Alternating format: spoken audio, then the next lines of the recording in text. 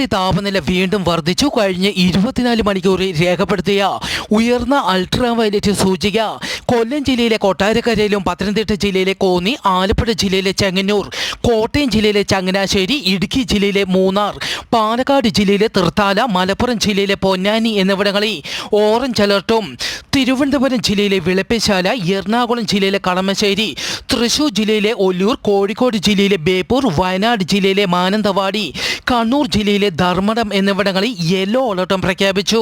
താപനില ഉയർന്നതിനാൽ പകൽ 10 മണി മുതൽ 3 മണി വരെ നേരിട്ട് ശരീരത്തിൽ സൂര്യപ്രകാശം ഏൽക്കുന്നത് പരമാവധി ഒഴിവാക്കണമെന്നും അറിയിച്ചു.